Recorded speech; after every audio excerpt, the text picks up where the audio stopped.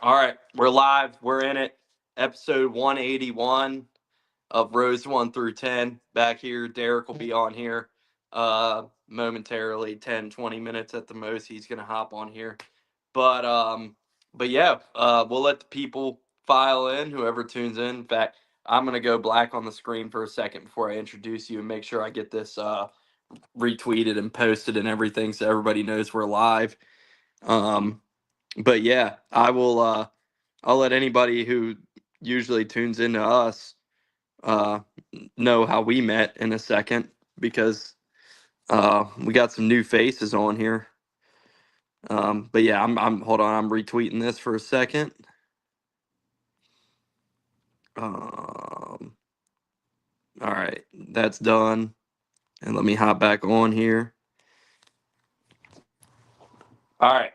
So Hayden, um, you're met Carolina. Why is your Twitter page already blank in my mind? Carolina Clash Sports.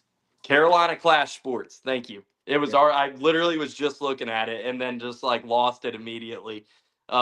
Shows how my brain works. But Carolina Clash Sports, as we said. But yeah, I met you and your friend Eli when we were waiting to meet Junior after the race on Saturday at Anderson, and we got to chatting it up. Me, you, Eli, and Jacob, and yeah, we hit it off pretty well, and talked to you, and of course, like I just had a feeling from talking to you. I was like, I wonder if these guys do a podcast too. Sure enough, you said yeah, and got the Twitter account, got the podcast. We talked about racing, and we're like, dude, we were here. Let's do a show together. Let's talk about it, and we'll talk about the Cars Tour and Richmond in a little bit. Which Derek was at Richmond too. We were both in Anderson, so I had to miss that race. But Derek was in Richmond, so we'll have boots on the ground in both territories covered. But introduce yourself a little bit, Hayden. Tell us about yourself. Absolutely, yeah, man. Hayden Bannock from outside of Detroit. I've been living in Myrtle Beach for the last 10 years.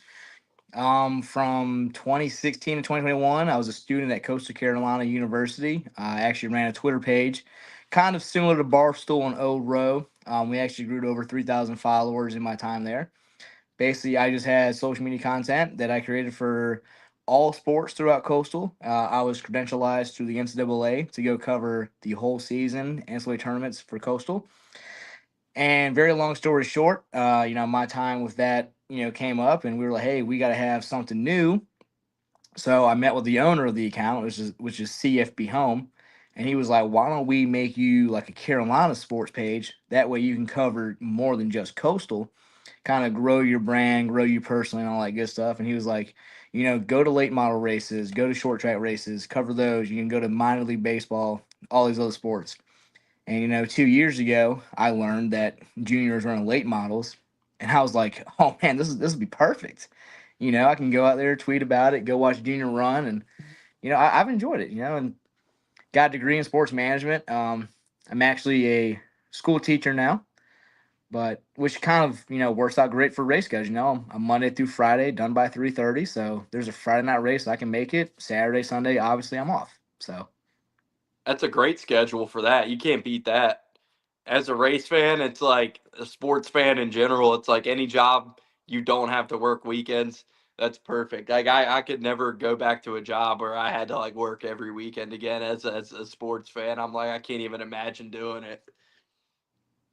yeah, brutal, man. The only job I didn't mind the last 2 seasons, and I can actually broadcast this now because years past I wasn't allowed to. I worked for a company that sold data to like DraftKings, FanDuel, all the betting websites, and we covered all 134 Division One FBS college football teams. We had two scouts at every game. We would put in all the stats for all the players that were used for player prop bets. Even the scores. Will Coastal score over 7.5 in the first quarter? Will Grayson McCall have over whatever certain amount of yards? All that good stuff.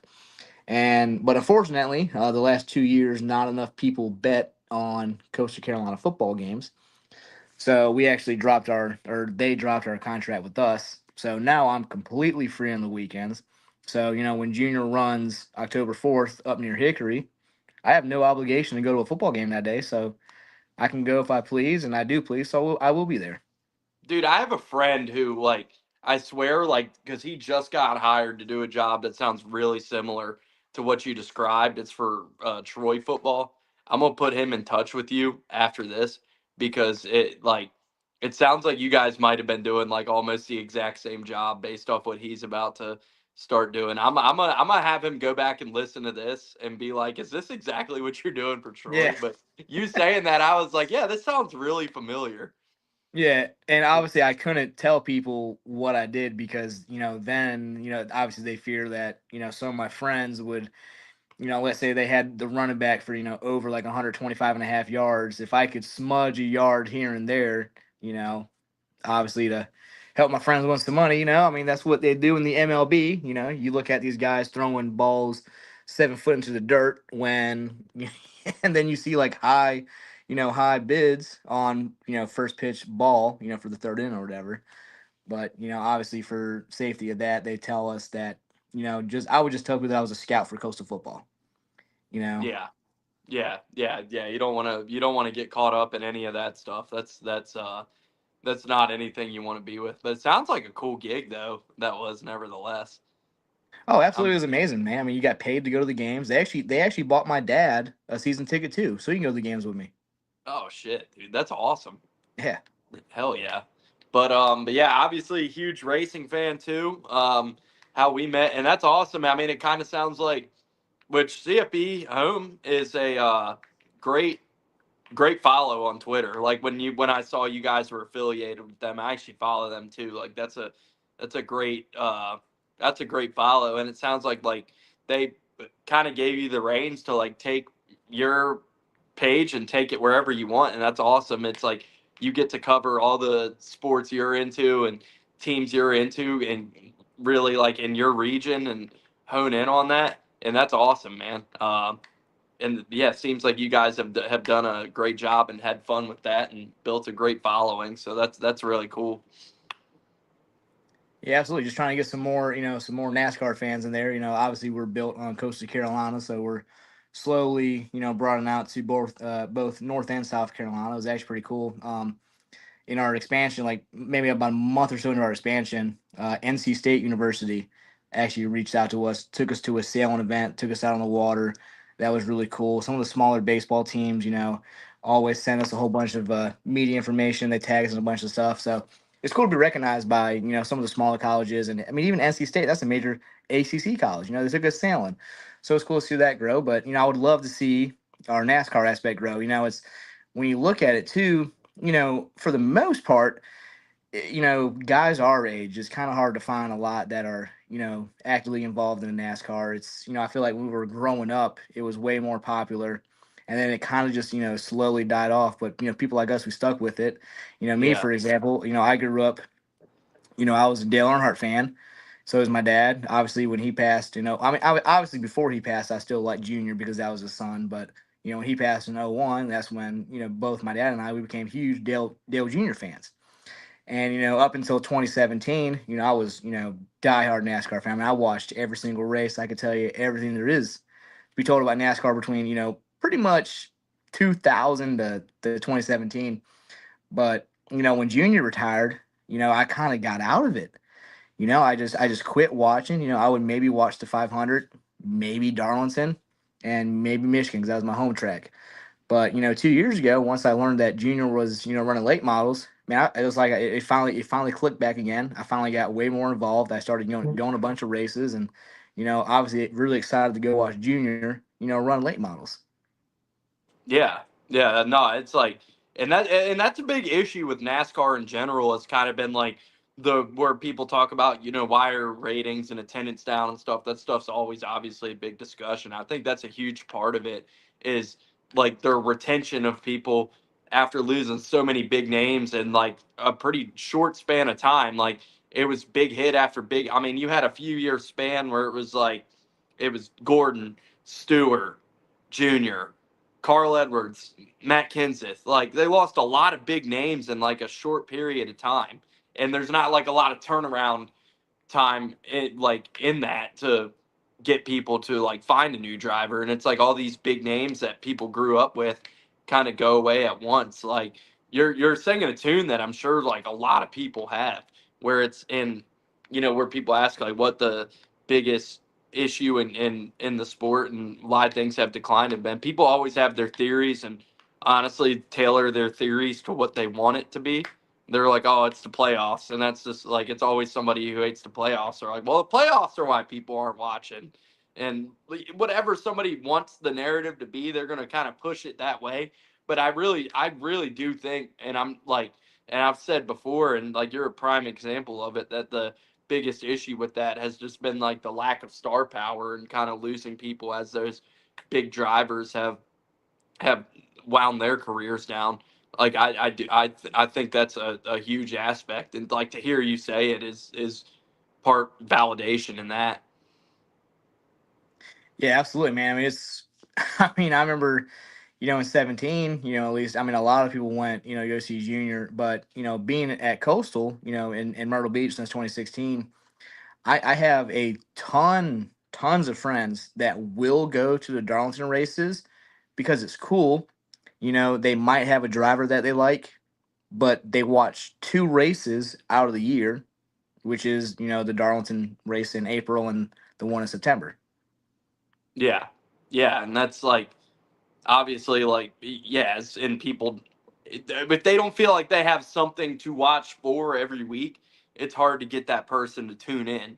So it's like you're obviously going to get those people excited when the race is in town, and then back then like when their driver was there, but they don't have a driver, then like they'll still go to the races and get excited when the race is in town, but then the race is in town, it's like you don't have a driver to root for. You're just kind of like, like I don't really have something to tune in for on TV every week to watch this, and I totally understand that. Yeah. Um, but yeah, no, we had an awesome time down there at Anderson to see the cars tour. So like, I mean, I'll get like we'll talk about our experiences during the race because I didn't talk to you till after the race, obviously. Um, But it was a long day down there. First off, like, I mean, it was the event organization there. I feel like wasn't the best. Where me and Jacob got there at like 2 o'clock probably, and we're because they put out the gates were opening at 3, and then we got there and a little bit after 2. We're like, there's already people going in. Like, there's already a lot of people in here. So I was like, damn. It's like we probably get in the stands all said and done like 2:30, and then they put on Facebook like you can put chairs in the top 2 rows, and we're like, all right, cool. Brought our chairs, put our chairs in the top 2 rows, and then like we're there for a couple hours, and then somebody comes and like working for the track or something. It's like these seats are reserved. You can't put your chairs here, and we're like, what? So then they said you could only put chairs in the top 2 rows, but then at that point they made us move. We already had our chairs. There were plenty of people with chairs set up in the lower rows. So at that point we're just like, fuck it. We just went down, found an open spot, and set our chairs up. Uh, but yeah, the event organization there wasn't the greatest, but obviously like they've never had something this big with Dale Jr. racing in town. So like it's a new thing for all those people there at that track to deal with. Yeah, no, I talked to some people when I was going in. They were some partiers, and they were actually the people that started the cowbells at Anderson Motor Speedway. And we got to talking, and I got there at noon. One thing about me, I might be horrible on timing. Like if like let's say we wanted to go out or something, like meet me at 7. You can probably count on me being there by 8. When it comes to races and college football games, if the game starts at 7, I want to be there by 8 a.m. tailgating. So I get there as soon as possible. So I get there at 12, 3 hours before the gates even open, and it's the parking lot's packed out. I was like, Yeah, oh shit. I was like, dude, I was like, damn. I said, okay. I said, well, I'm glad I got here when I did. Got there, tailgate a little bit, wander around, met some because people. But we were one of the first cars to park in like they started using that second like big field, and we were one of the first cars to park in that one. And yeah, like they just kind of stopped everybody for a second, and they were like, start sending them over here. And like So we were about to go right, and then they're like, no, no, no, go left. And like they sent us into like that second big parking lot over there. Yeah. Yeah, I mean, it was, I mean, you couldn't, put another person in the grandstands. And, well, what's funny is, so we go in there, we immediately go down pit road. Buddy of mine, Eli, got Junior to sign one of his cars from the late 90s, which is pretty cool.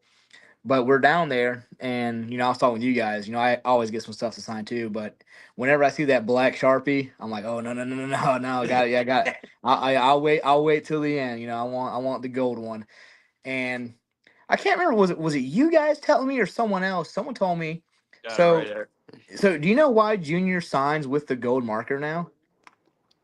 No, I don't. I mean, I figured it was just like he figured they look better on diecast, but Someone was telling me that is really close with Junior Motorsports, that Junior started signing in gold after retirement, and that he actually kind of keeps track, like he actually looks on eBay and stuff, see what's selling, what it's going for, and he kind of tracks when he signed them. If it's in gold, then it's after his retirement, in 17.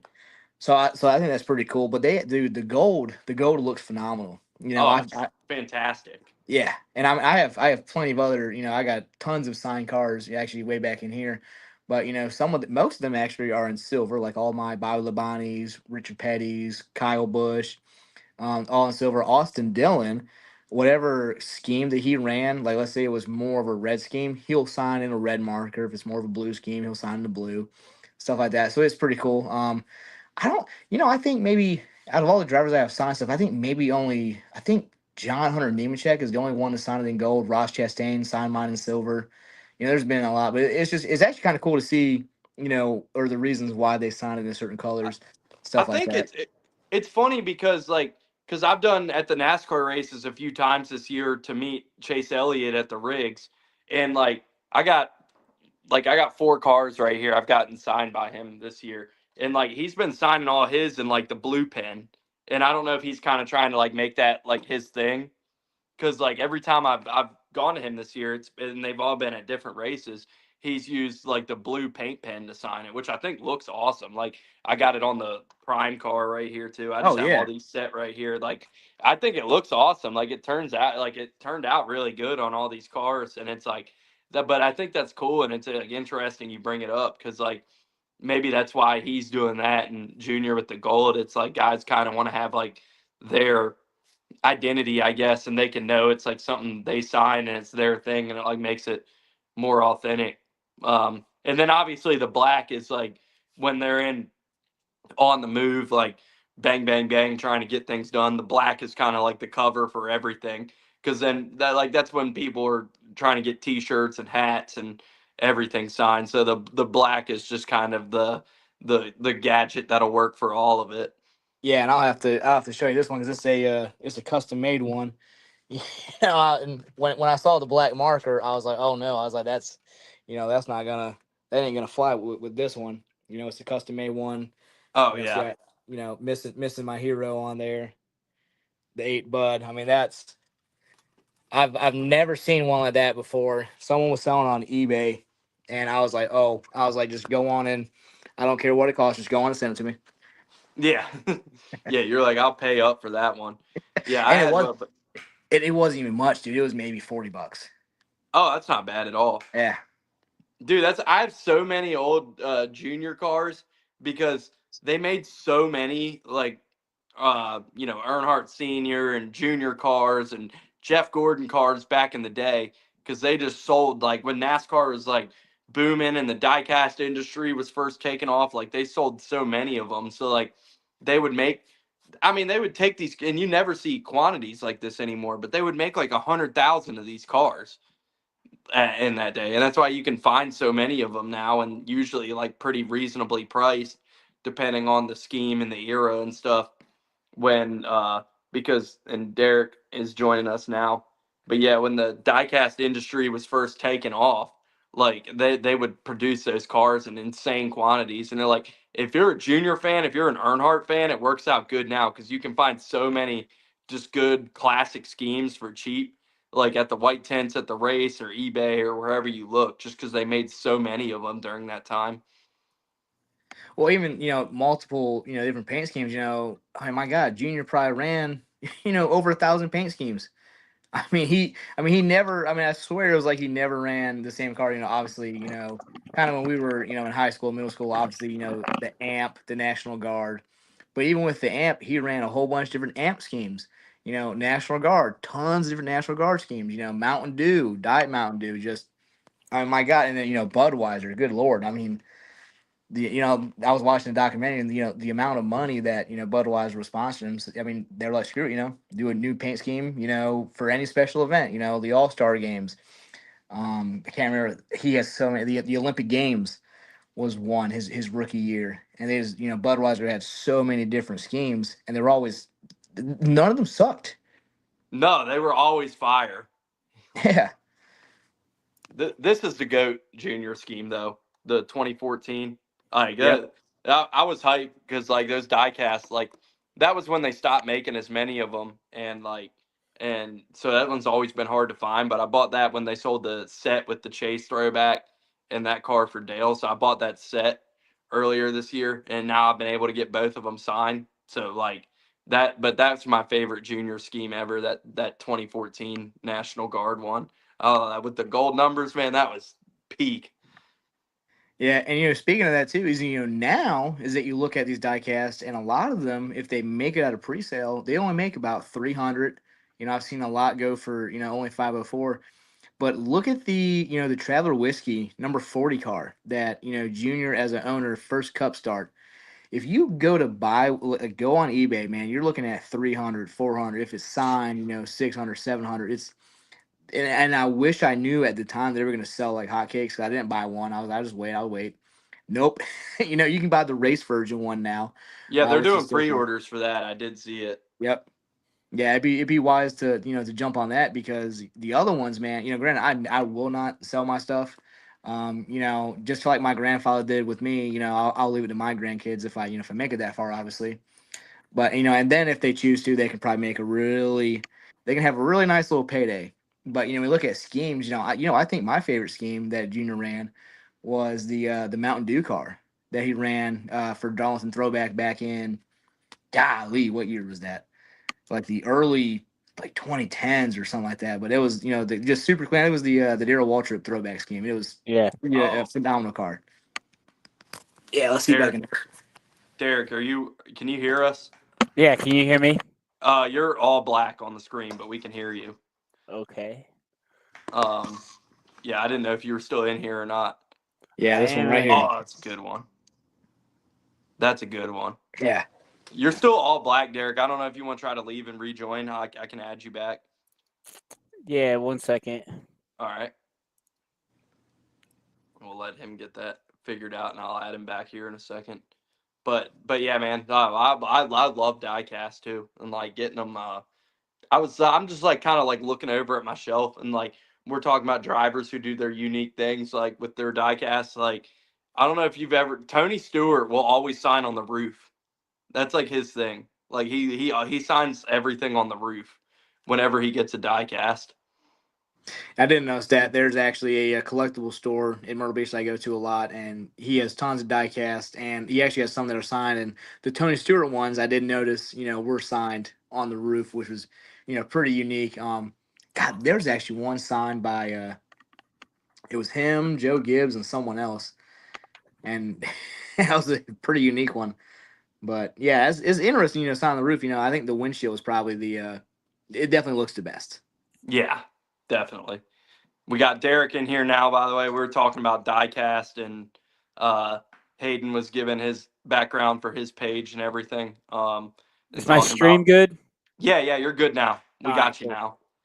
But yeah, yeah, we were talking about the actual race in Anderson, and but Derek, by the way, he's a big Cars Tour fan too. So like he was texting me during the race, like while he was at Richmond, he was like, "Hey, let me know when they start and stuff." Like, did you have the iPad set up like at Richmond watching the race? Absolutely. Where'd you set it up? Because wasn't it sellout? Like, did you have open seats around? Dude, yeah, I had almost a whole row open by me. It was perfect. Like literally, I was like second to top row, and just to fucking set the tablet out. I mean, I could have fucking laid down if I wanted to. Where'd you sit? The tower? Or?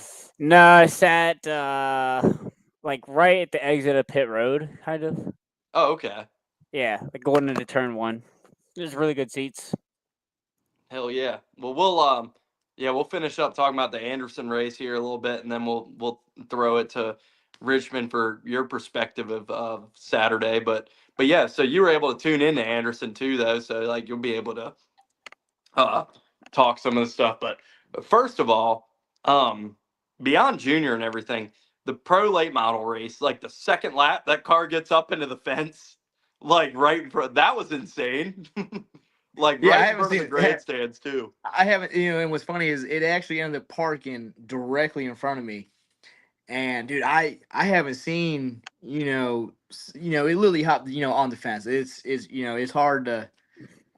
I don't know how he managed that one, but that was talent. It's typically these races you kind of just see like a little spin out, going into turn 1 or coming out of turn 4.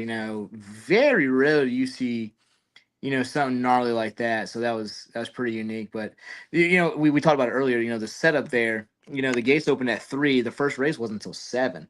Typically these races, there's other like legend cars, stuff like that. No, it was strictly the 2 divisions of late models, which is, I mean, I kind of enjoyed it, but I like going for 5 races, 6 races, just see a whole lot of racing going on. But man, you couldn't fit another person in there. And then so we're down there in the pits, and the hill there is, I mean, steep. I mean, it is, I mean, no joke. I mean, it's wicked. Like, I mean, you probably a 45 to 60-degree angle. And so I'm like, I was kind of looking at the grandstands fill up down in pit road, and I was like, man, I was like, we should probably go sit in the hill, but I don't see anyone sit in the hill. And then the hill started to get kind of full, and I was like, okay, we'll do that.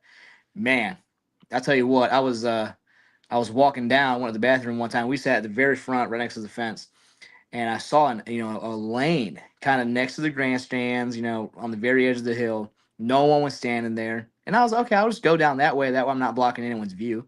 As I'm walking down zigzagging. So I'm going down, and I try to angle my feet because it's always best to angle your feet kind of sideways when you're going down. Well, my feet just slid out from under me, and there I went. Mm. I got down to the bottom pretty quick. Not the way I wanted to, but I realized why no one was standing there.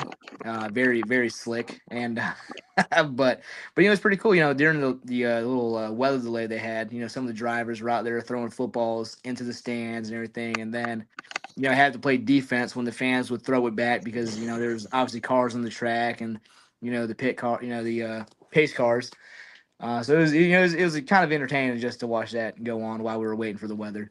I like somebody had a big Dale Jr. head at like the top of the stands, and Doug Barnes was throwing the ball, and he kept trying to throw it and hit the Dale Jr.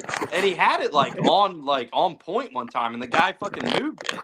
And like the PA announcer was like, "Why'd you move it?" Like he got like, but he had it like on point, was like about to nail it, and it was like all the way up at the top of the stands too. It was a hell of old Doug Barnes got a fucking arm on him. Some of those throws, I was like, they were impressive. Yeah. Hell yeah. But yeah, pro late model. Oh, the only other thing I had for the pro late model race was it's something I've been following. Big fan, like from everything I've seen. Jade Adivision, that save she had where she just completely like dirt tracked it off of turn 2, where she was sideways and saved this thing. I was like, I know a dirt racer when I see one. That was impressive. And like Now was that this is her first year of pavement racing too, because like I started hearing about her in like the dirt world a couple years ago, and she was just like 15. Like she had a lot of hype. They were like, and this is her first year of pavement racing. I know she's got to deal with Toyota, but so yeah, she was out there. I think she races full time in the pro lates for the Cars Tour, and like, but yeah, she had a hell of a save. That was like the highlight of that first pro late model race to me was that save by her. Obviously, it didn't work out for a great finish for her, but that was a hell of a fucking save. One of the better ones I've seen in a while. now she was in the Yahoo car, right? Yeah. That's what I thought. Yep. I missed that. Yeah, I'll have to go back and find the clip and send it to you. But it was an impressive save. But yeah, she's like like I said, she's got a lot of hype and deal with Toyota. So like she's gonna be a name to watch in the next few years to watch her come through the ranks, because obviously like they have high expectations for her. Like they've had her on a deal for like a year now and have her on commercials and stuff, and like not the best race for her there that she was looking for, I'm sure, but that save was definitely the highlight of that race. Other than that, it was mainly an uneventful race that in the pro lates, but that was definitely a highlight. Yeah, Luke Baldwin kind of stunk up the show there, but good win for him. He's having a good year. Finally, a good deserving finish for how good he's ran really all year, getting that win. So, yeah, much deserved to Baldwin there. Yeah, but yeah, good race. Absolutely, but yeah, that was definitely the appetizer for the late model stock cars. And so obviously everybody's there, like you said, like jam packed, and it had been jam packed since like 3 o'clock. Like you had to get in there early and just kind of like wait it out all day. But it was worth it. That was a fucking fun. That's a like I've never been to Anderson, but that's a fun racetrack there. Um, and yeah, I thoroughly enjoyed that race. And but yeah, watching so Junior, the story of the race. We'll talk about Junior. We got him in the title.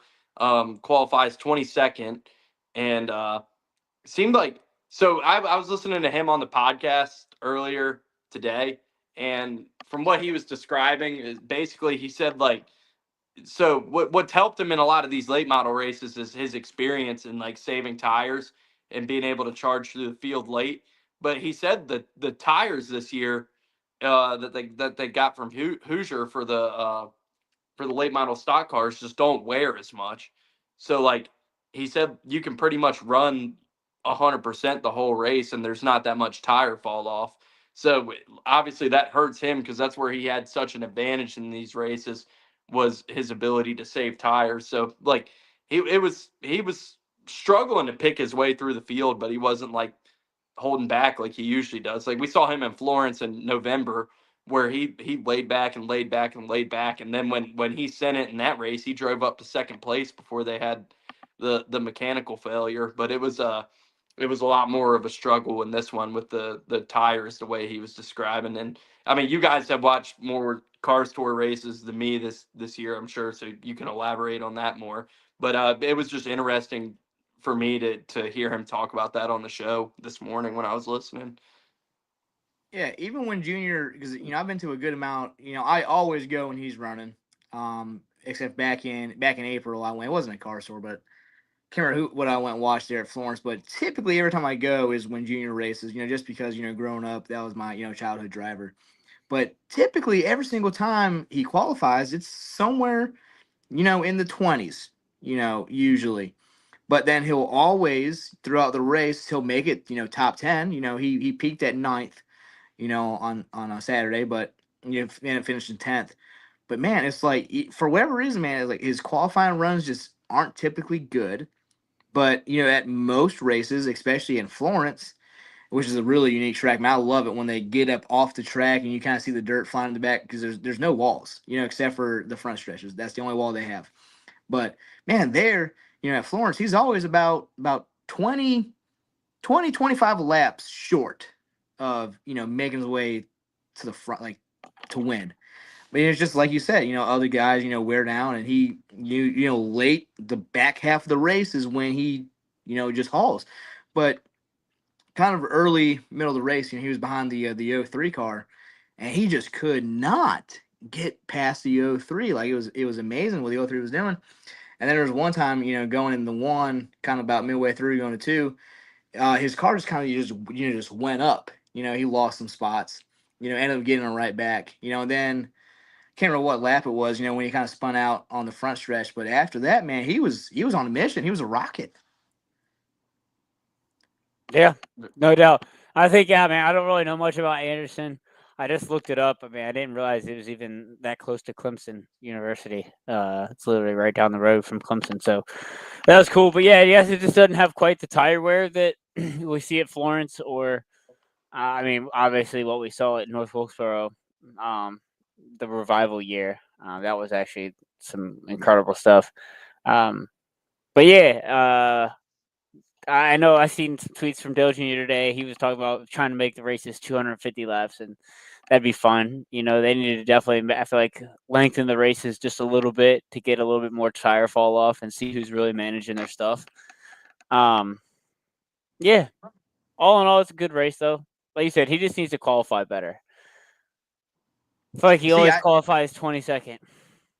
He said that. Yeah.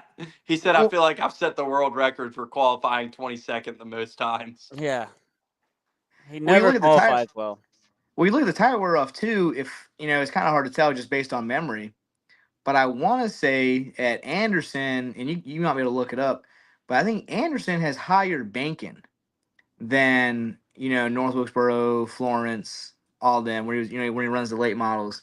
So I wonder if that kind of has something to do with tire wear off as well. Yeah. I think you guys might know more than I would in there, but it definitely more of a banking there than at Florence. That would make sense then. Why it doesn't wear as much. But we got to watch an awesome battle for the win though, with that drive by Landon Lewis. Like Landon Lewis is another one. Like, obviously he drives for Harvick, so I've been following him a little bit for a while. But that was super impressive. Him driving through the field because like I said, like the lack of tire wear, as we talked about, there wasn't like as much passing and fall off as we typically see in a late model race, and for him to go up and get the lead. Was it Tristan McKee he was battling? No, Jared Fryer. Okay. But yeah, 14. Yep. But yeah, that battle for the lead it's like I was trying to pay attention to both. Like I'm so locked in on Junior, but at the same time I was watching that battle for the lead and I was like, holy shit, like this is good stuff right here. And yeah, he went up and took it and that was awesome. Kevin Harvick's got himself a driver there. Yeah, for sure. I mean, all these kids that are coming up, these young kids are freaking awesome behind the wheel. The Cars Tour is a great place to learn. The competition is stout. It's some of the best racing in stock car racing. You go to all different types of racetracks. You learn how to be disciplined and save your tires. I mean, just everything about it just leads to a great product week in and week out. Yeah, absolutely. And yeah, and then obviously where me and Hayden went, like, so they had sold out of pit passes like 2 weeks in advance. And so we didn't have pit passes.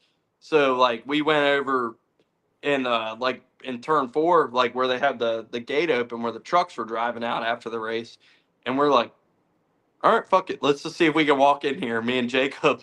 And I was like, all right, let's just walk like we belong here until somebody tells us to stop. And nobody ever told us to stop. So we strolled right on down to where Junior was parked and we hung out there for a little bit. And then that's where we met you guys because we were just chit-chatting it up with you guys while we were waiting to meet Junior.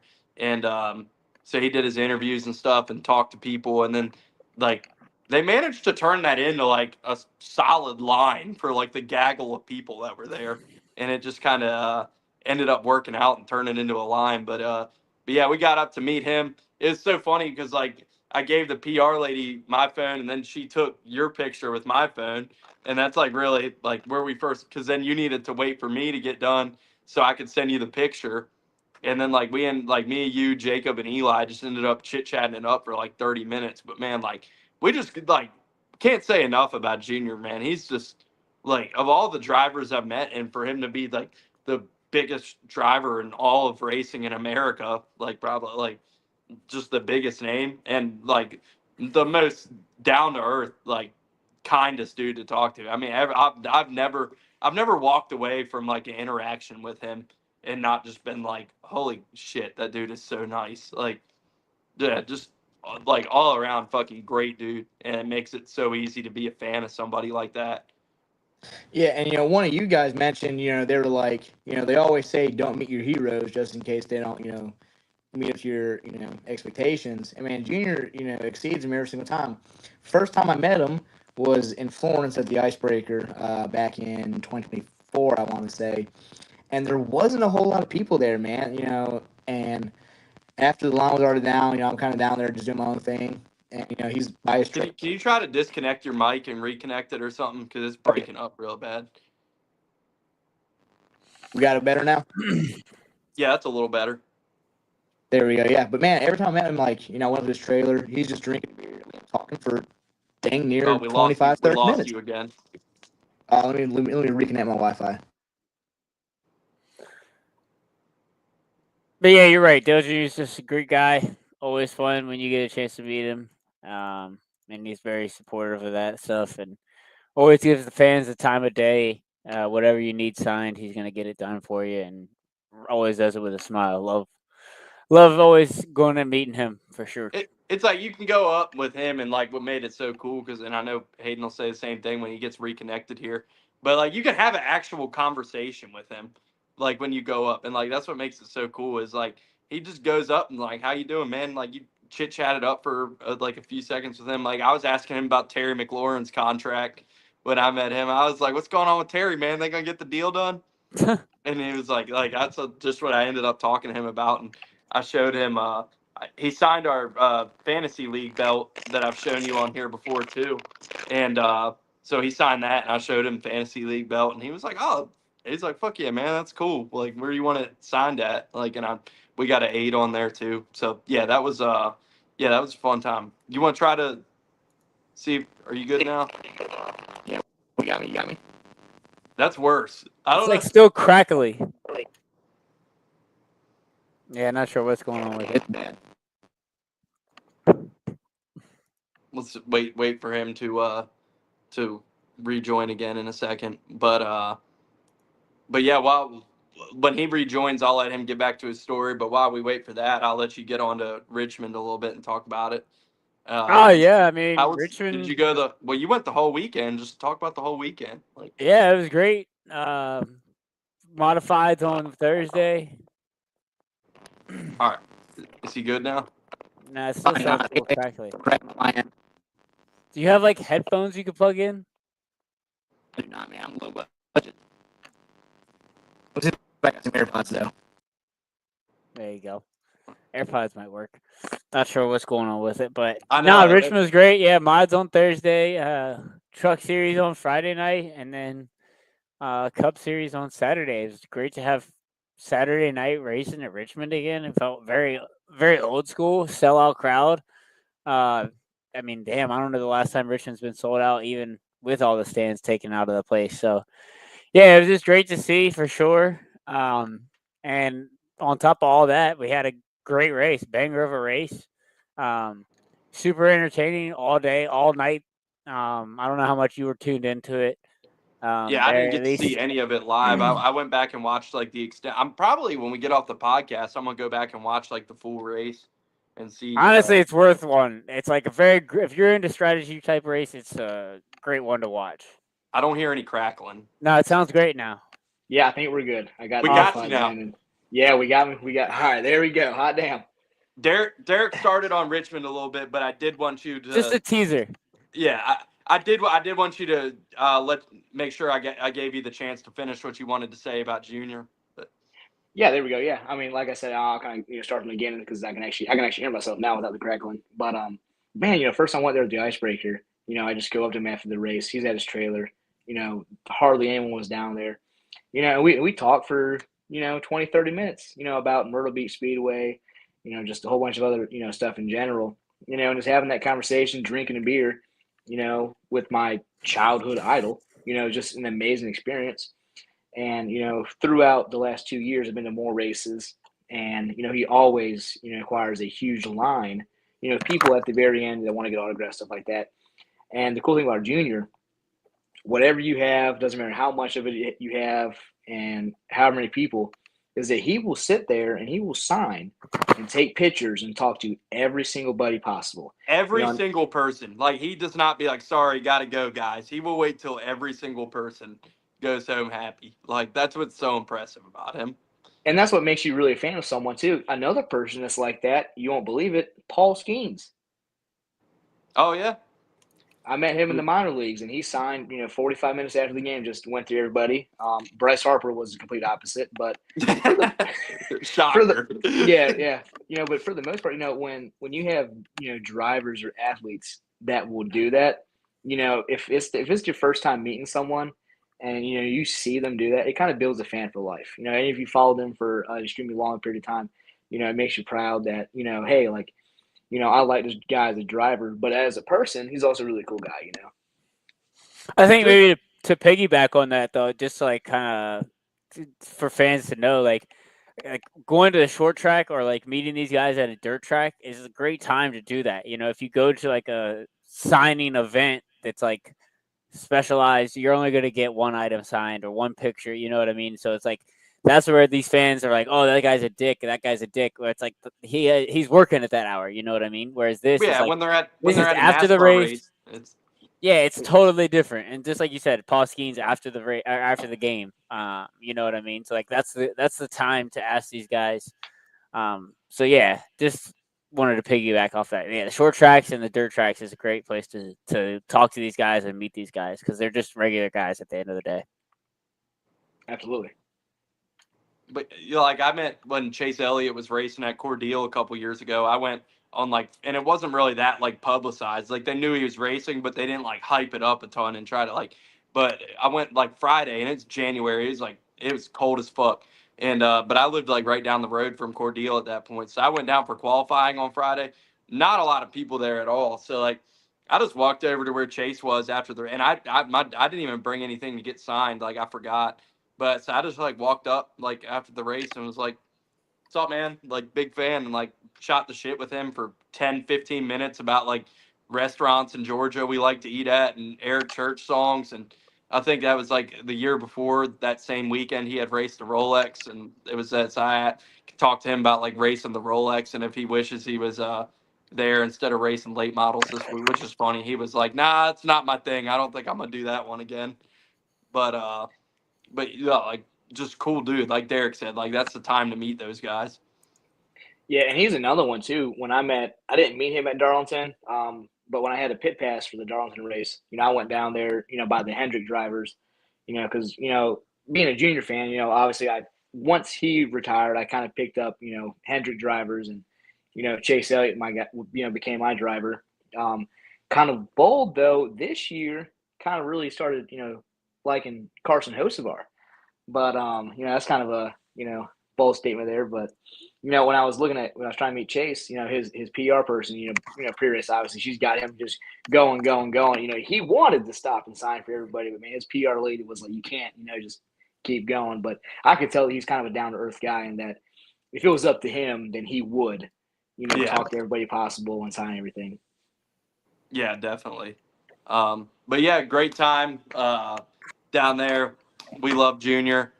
Like you said, and I put on Facebook, I was like, don't meet your heroes. Biggest lie I've ever been told. Because Junior's one of my heroes, and every time I meet that guy, I'm just blown away. All around great dude. And we'll go see him and Derek, you're going to Florence as well, right? For the car store.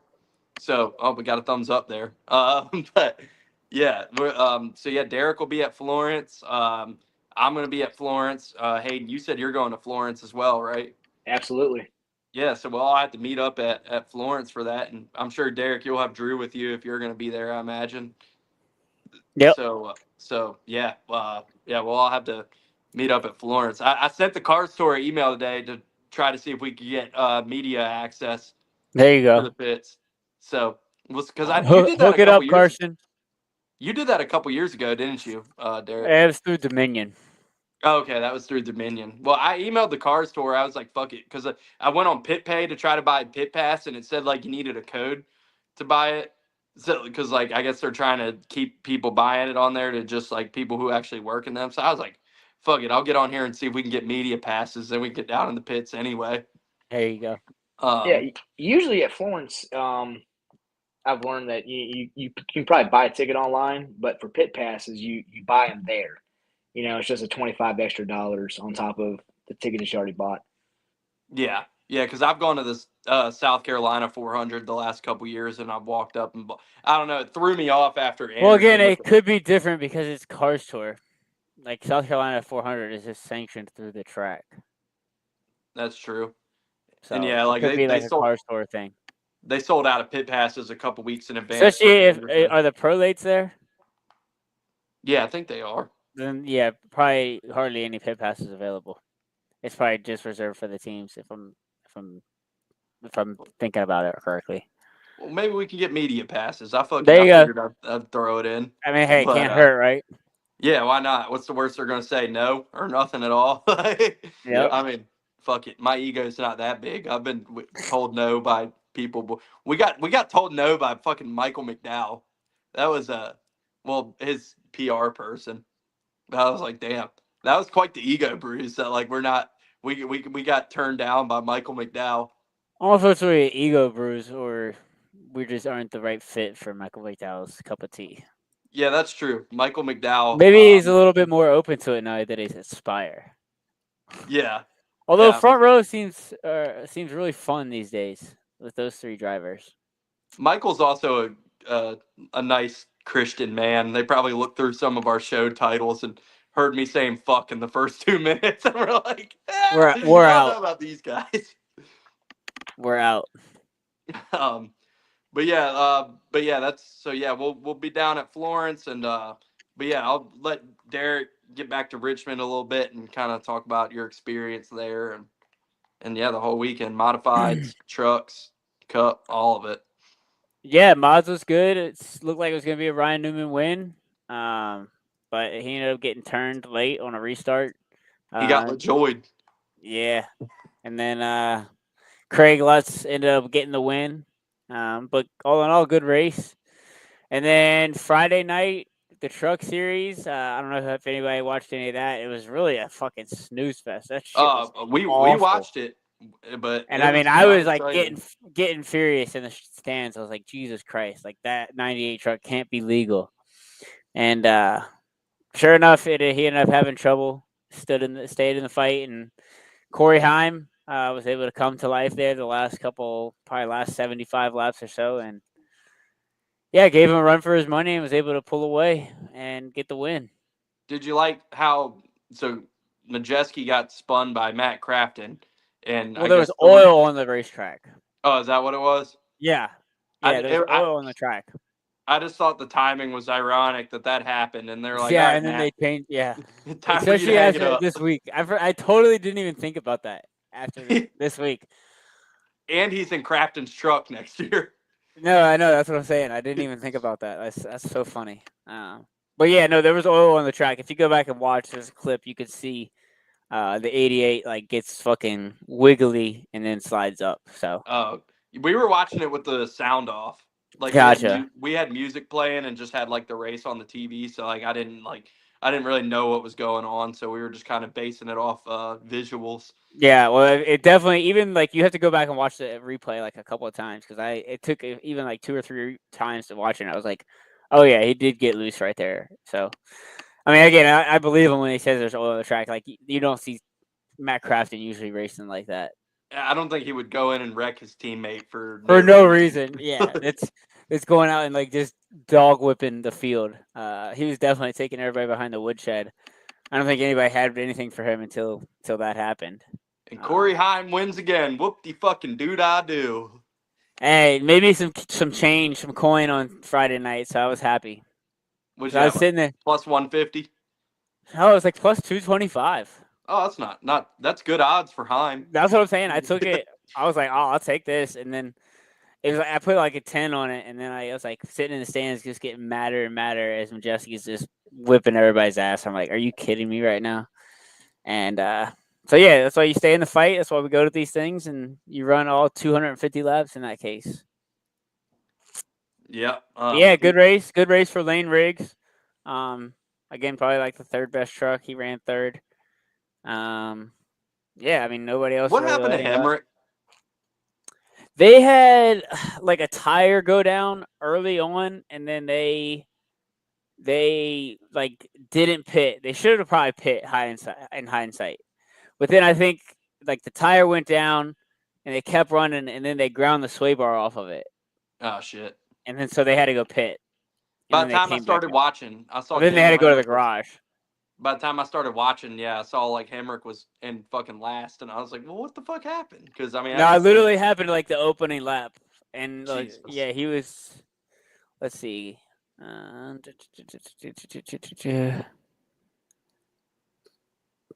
They didn't even have the caution for him. Well, that sucks. But yeah, Heim's gonna be tough to beat for that championship in the Truck Series. The playoffs Yeah, I are think set he's now, though. 62, something like that up. Yeah.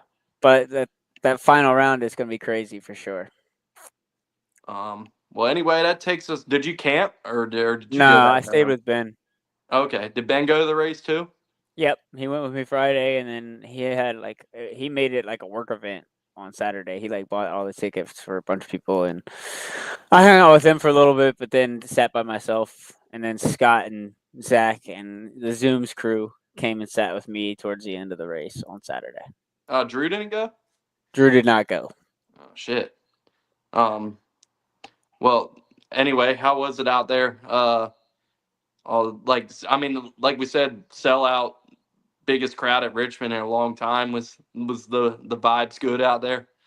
Yeah, it was. I mean, all day you had people. I mean, I had golf in the morning or early afternoon, and I got there around 3 o'clock. I was a little worried getting in, of am I gonna be able to park on the front stretch there, like the normal parking, or because I know I'd heard they'd gotten the old lots, kind of where we used to camp.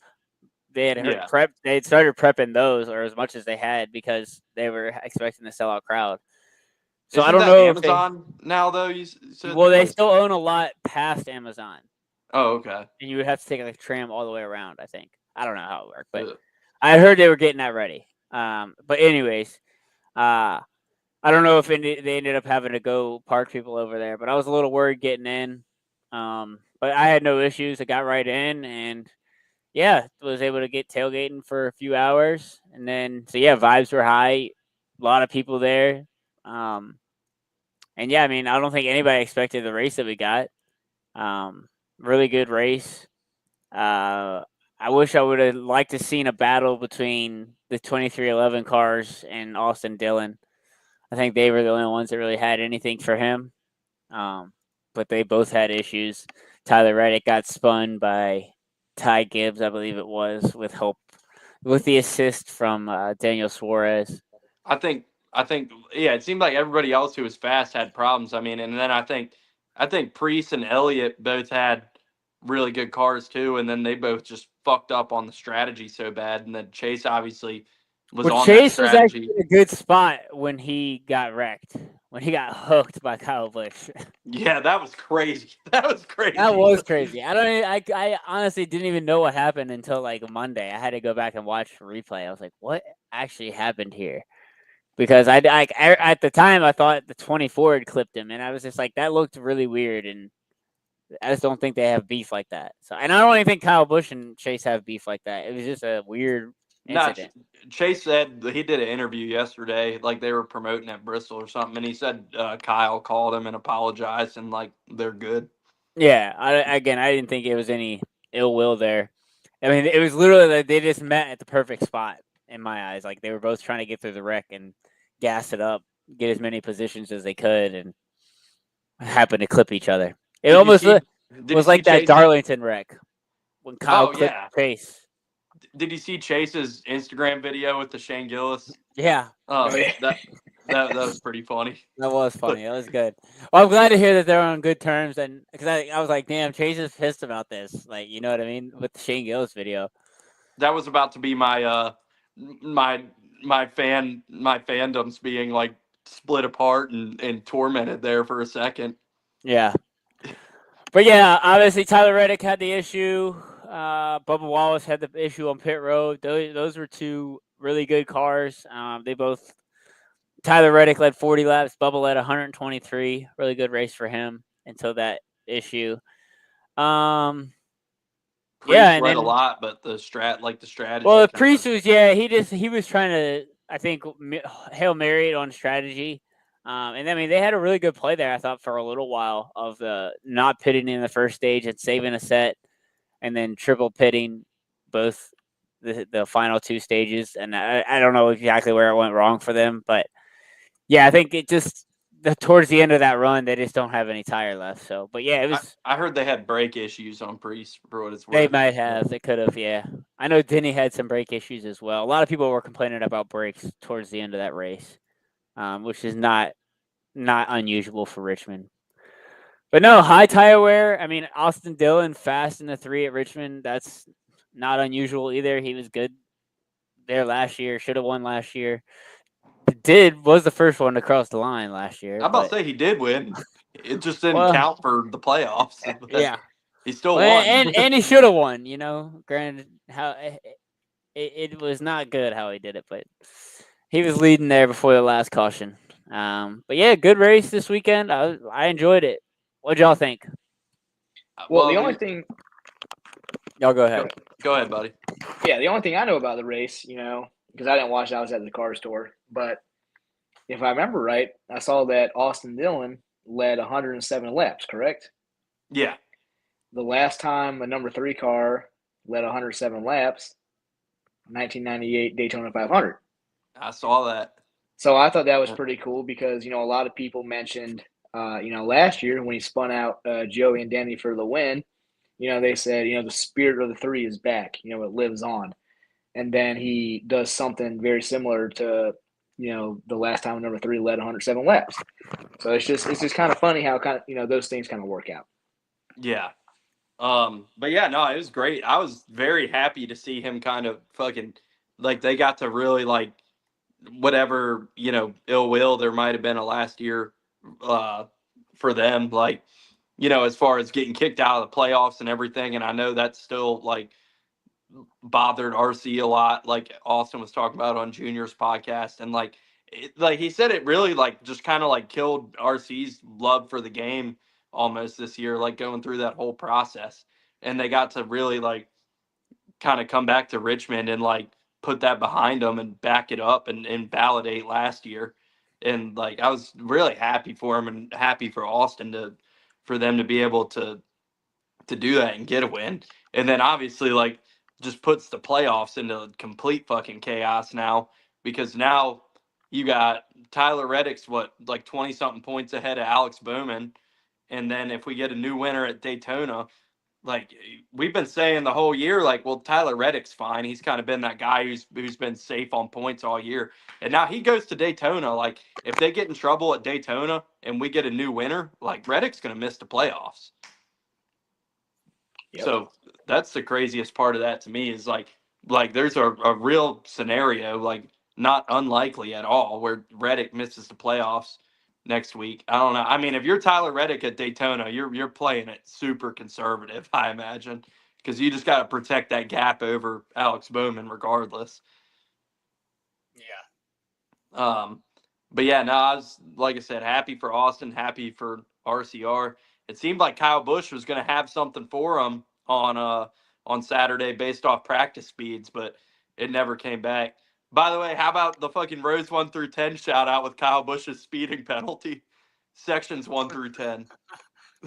Yeah, that's awesome. I didn't even think about that. That's funny. Every fucking section on pit road. Yeah, I don't know if he like was in the wrong gear or something. Must have been, because that's so odd. Like he was flying.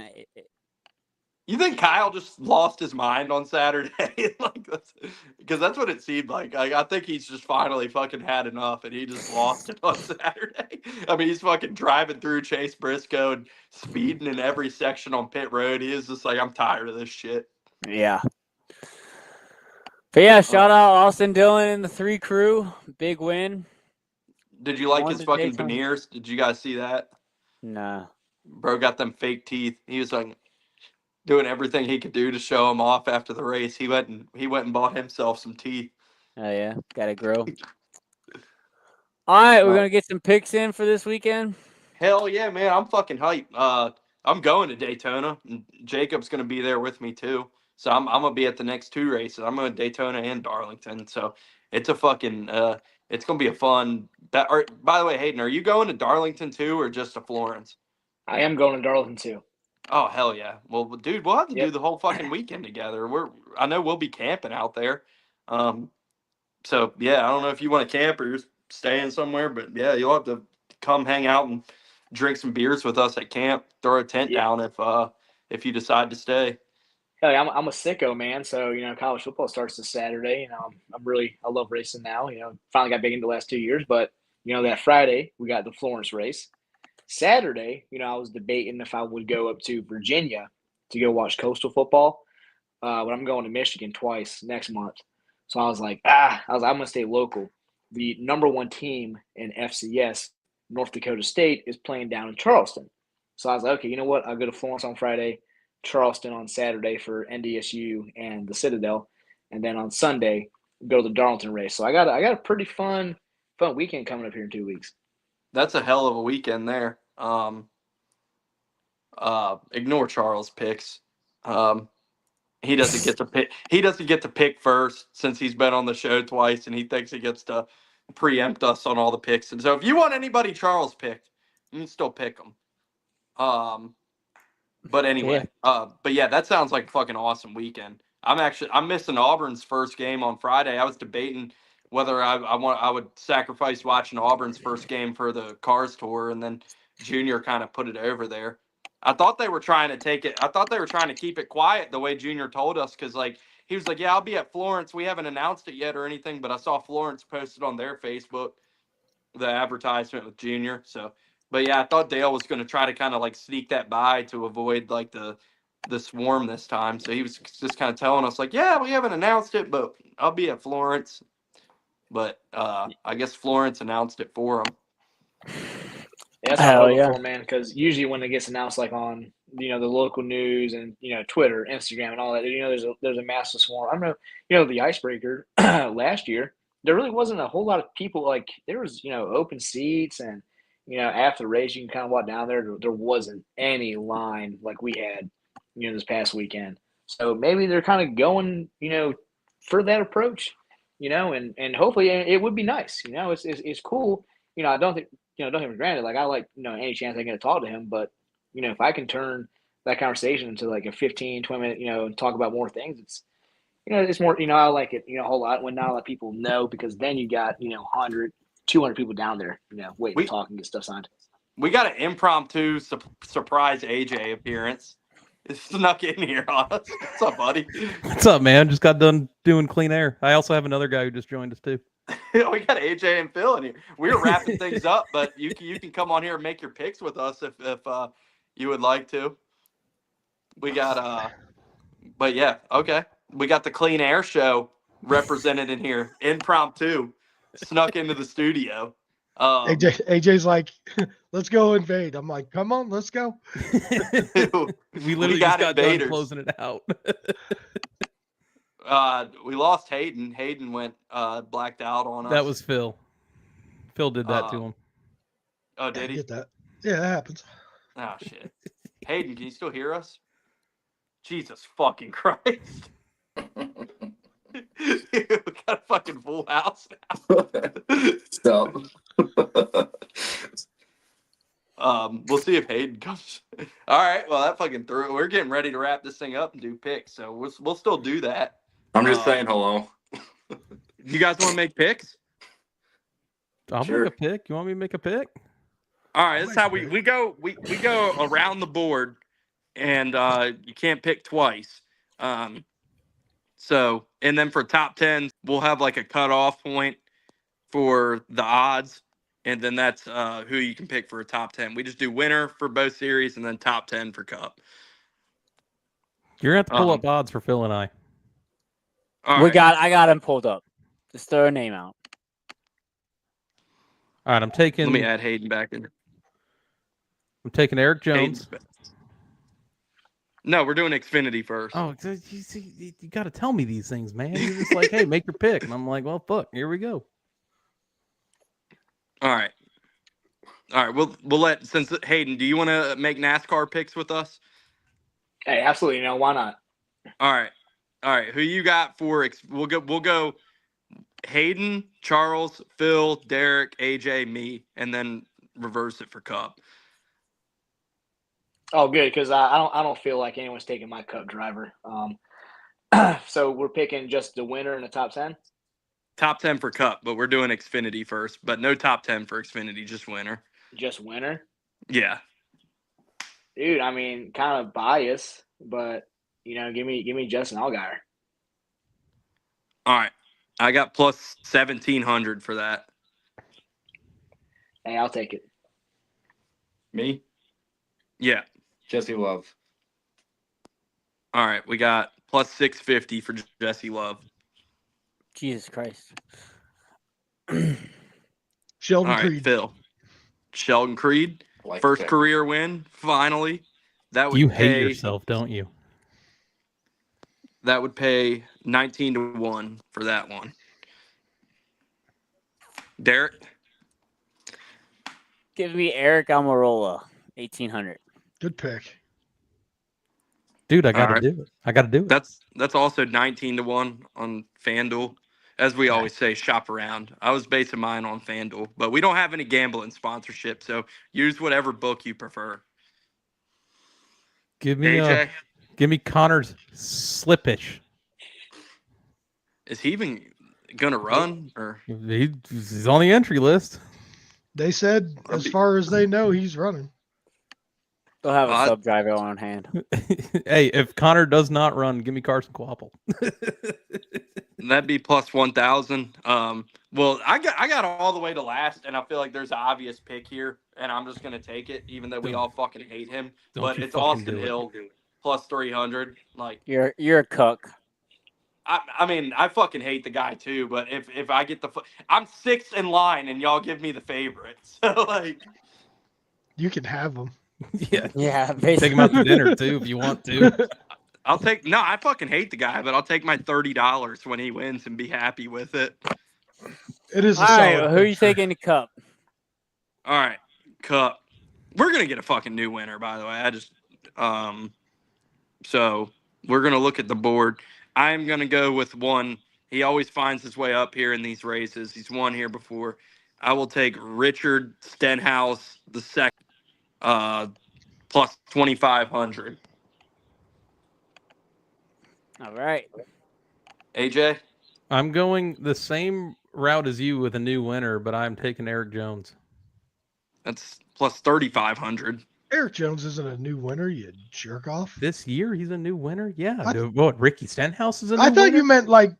Sorry, my bad. I wasn't paying attention. My bad.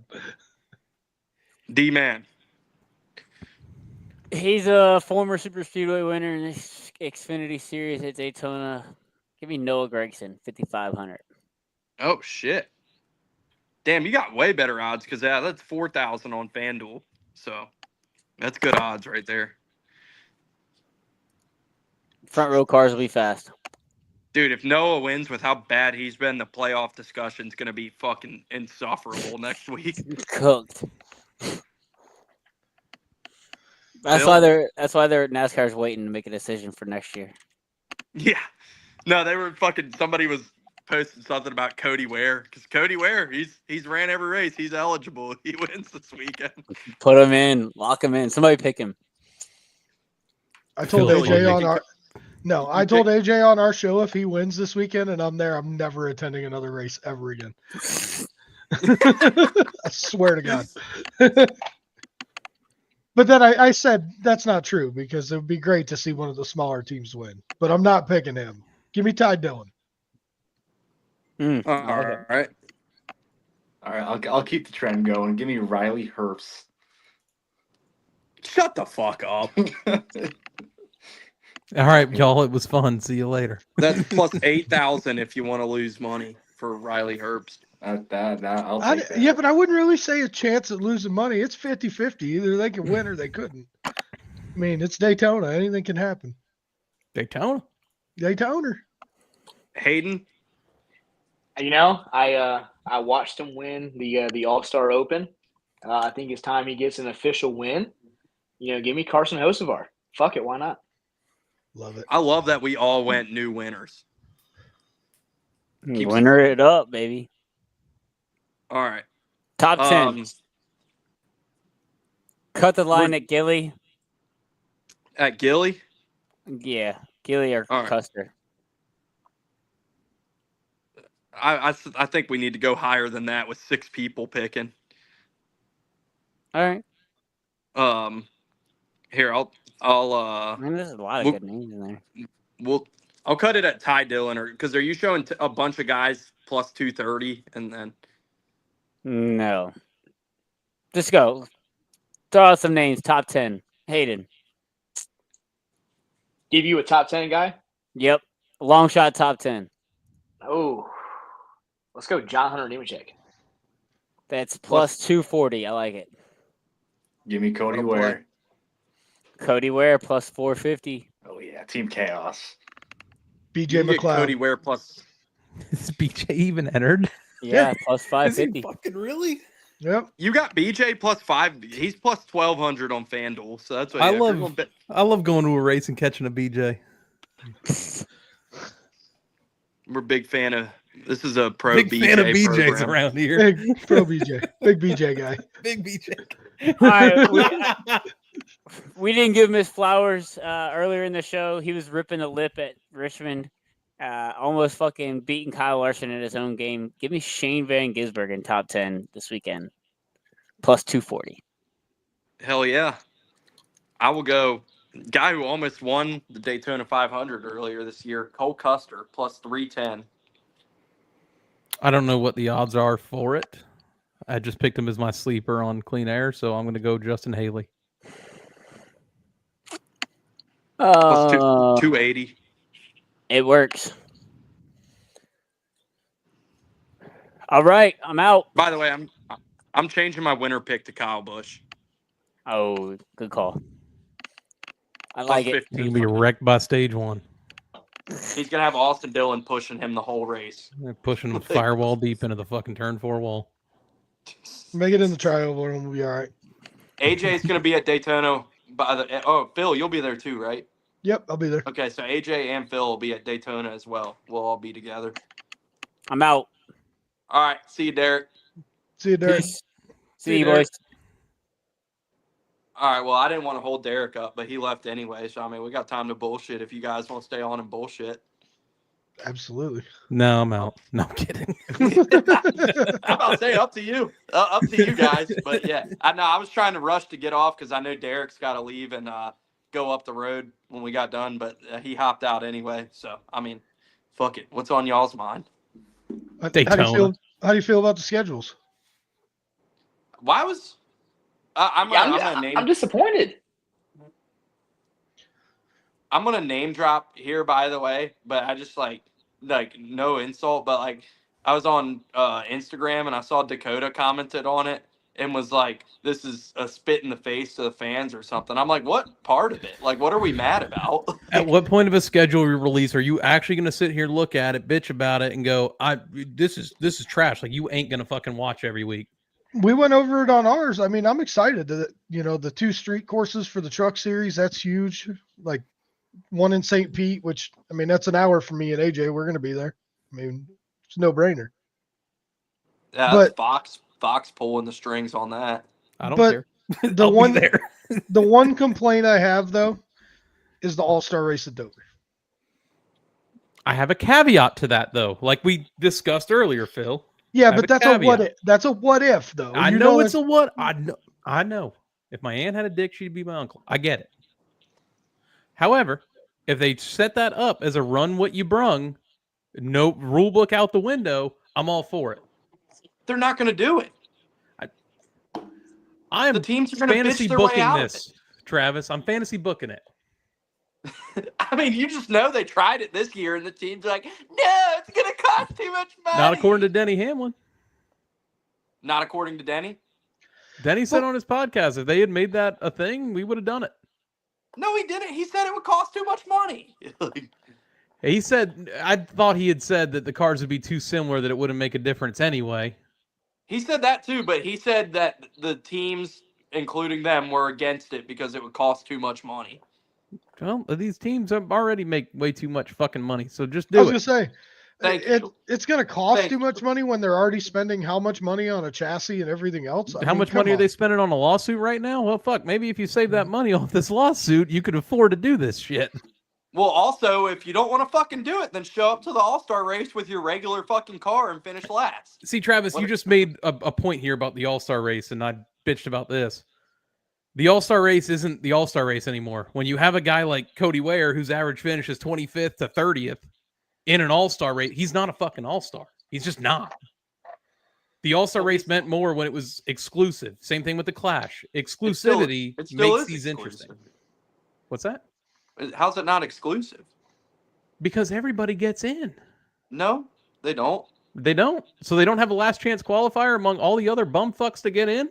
Well, they do. They do that, but it's like it's But still those only guys- 22 cars. What he's saying is they shouldn't even have a chance. Like it should just be that set field and that's it. So you don't think we should have an open?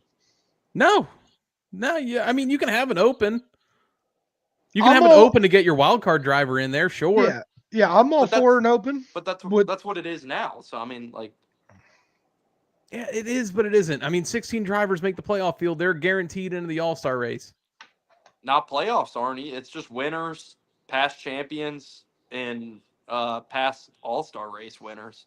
Are you sure about that? Because I thought all 16 for the playoffs last year got in to the All-Star race this year, locked in. Not because they made the playoffs. Are you sure about that? I'm positive. Someone pull up the fucking starting order for the All-Star race, please. I mean, they were all either winners or past champions or past All-Star winners, but the criteria is you've won a race the previous year or that year, you've won an All-Star race, and you've won a champion. That's the. I mean, even the Clash, though, has lost its exclusiveness. Yeah, the Clash is different. The Clash is everybody now. But I'm pretty sure the All-Star criteria was 16 playoff drivers, prior winners, prior champions. While Phil's looking that up, though. Phil ain't looking that up. So He's looking at Natalie Decker's Instagram. Don't call me out. I'll say Fastest milk around, buddy. so. I've been on for a long time that we shouldn't even have an All-Star race, but I will add the caveat that I heard Junior say earlier today that it is written into the TV contract that they have to have an All-Star race. So my complaint that we shouldn't have an All-Star race is a complaint that can't be solved if it's literally written in the TV contract. You can't change that. I saw a social media post earlier that said if you want to have an all-star race, you take the best drivers from trucks, Xfinity, and Cup, throw them in a late model, and put them around a track. I'd be down with that. I would be too. Take the top 10 points finishers from each series. I feel bad for. I mean, we talked about it last, but I feel bad for Dover. Dover's kind of getting fucked here because I mean that's a track with good fan support, and there's already not that many races in the Northeast, and you're just like, fuck you. We'll give you the race that doesn't fucking matter. I mean, they've done that with a lot of tracks though over the years. I mean, Pocono, I feel like, is barely hanging on. The only selling point for Pocono right now is that their attendance is just through the roof every time they go there. New Hampshire's lost a date. You name it. Chicagoland was off the schedule for 4 years. 3 years. 3 years? 3 years. Kentucky hasn't been on the schedule in a hot minute. Did y'all see the people who got arrested for going into Kentucky? Going into Kentucky. I saw that before we went on air today.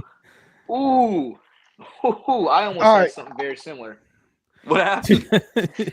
Yeah, come on, incriminate yourself. Yeah. There Say it was, right into this microphone. There's Yeah, only 9 so- people listening. You're gonna be fine. Well, and here's my reason behind it. Carson Hocevar on his stream, and he said that they were going to Rockingham, and I actually the other week I went up to the Richard Petty Museum.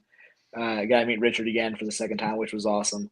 But coming back down, I was driving through Rockingham, and I was like, you know what? I was like, let's stop here, and I'm gonna go get some pictures. And I really just wanted a picture of the sign out front. And then I saw that the gate leading in was open. And I'm like, oh, well, might as well. They're inviting me. Might as well go in. So I go in there, I go to the track, just get some pictures of the stands, the track, and everything, kind of walk around, check it out. And I made a joke to my friends as we're walking in. I was like, watch this gate be locked when we come back out. And sure as shit, we're coming back down. gates closed, gates locked. So we had to like climb up on this thing and like jump down. And as we're walking down, these two black SUVs pull up. And we're like, oh shit. And I was like, That's just how let all me great stories start. Yeah, I was like, just let me do the talking because, I've traveled, throughout the country. I've been to, 33 states for, college sporting events, races, all that good stuff. And I've had times where, for example, at North Wilkesboro, I was going to Coastal App, stopped there, same thing, gates were wide open. The track was actually open. So I was down the track taking pictures, and one of the owners pulled up on his golf cart. He was like, hey, what are you doing here? And I was like, hey, I run this account. I was like, been all around the country. And I always post stuff from, different stadiums and whatnot. And I was like, I've been a childhood fan of racing. I was like, never been here. Wanted to just check it out, take some pictures. And he was like, all you're doing is just taking pictures? And I was like, yeah. And he goes, you go for it. Have fun. Check it out. So, but as we're jumping down, I was like, all right. I was like, it's going to be the same story. But they didn't say anything, man. They kind of just watched us and went back to the car. And like I told my friends, I was like, for the most part, as long as you go in there and the gate was open, you're just in there taking pictures, they usually don't care, but if you're in there, doing tomfoolery, trying to steal shit, then, obviously they do care. But, boy, you talk about an oh shit moment when you come down and, your only way out of there is about a 7 to 8 foot jump, and then you see two SUVs pull up. You're like, oh, fuck, man, this can't be good.